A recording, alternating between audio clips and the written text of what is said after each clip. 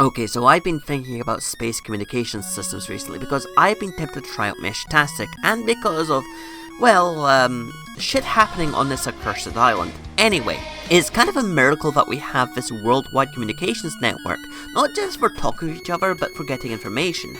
This network is made of cables, wireless connections, and even fucking satellite communications.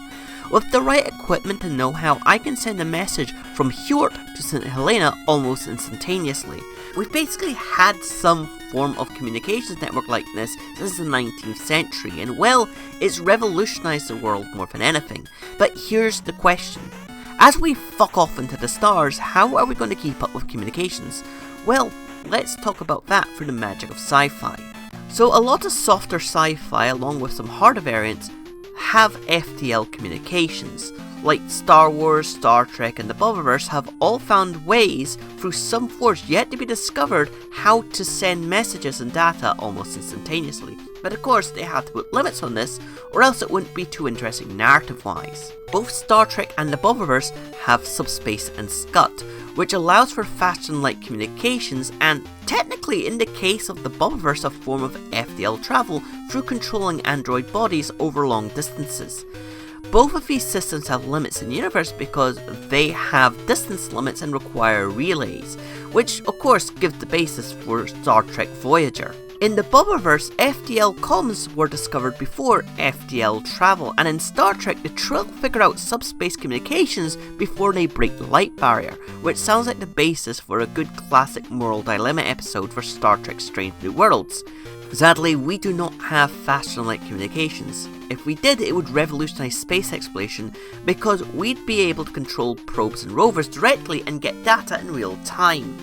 Okay, so if you want to send messages out into space, you have to do it at light speed, which means no instant or near instant comms like on Earth. For example, to get a signal to the moon, it takes about 1 second, so the minimal time to get a message and a response is about 2 seconds.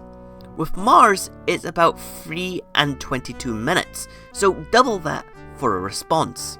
This of course makes things rather complex not being able to do voice or video calls, so how is this done? Well, in The Martian, eventually, Mark Watney and NASA cobbled together a texting system to communicate more efficiently than using the rover camera, but each message still takes that 3 to 22 minutes to travel. But on Earth, that's the equivalent of someone in Edinburgh using a train courier to get something to someone in Dunfermline. It's slow, but it works, and it works at speeds where you can get several messages a day delivered. The Expanse basically has space Snapchat. On worlds or in orbit around worlds, you can do live video or phone calls, but for everything else, you need to send video, audio, or text messages, which takes time to reach the recipient depending on how far the sender and receiver are at any moment. Spoilers for The Expanse, but even when the Ring network opens, that network still remains in place, with a message having to travel from its sender to the Ring, through the Ring, and then from the Ring to the recipient. It's a cool feature, and light lag for communications adds a lot of drama with things happening all over the systems. The Sojourn, which is an audio drama made by the Space Talk people, have a similar situation, except their comms network has even more lag due to logistics. Their wonder material is drift, which through its makeup has the power to accelerate or decelerate things, creating artificial gravity, more powerful ship drives, and drift gates, which yeet and unyeet things at light speed between systems.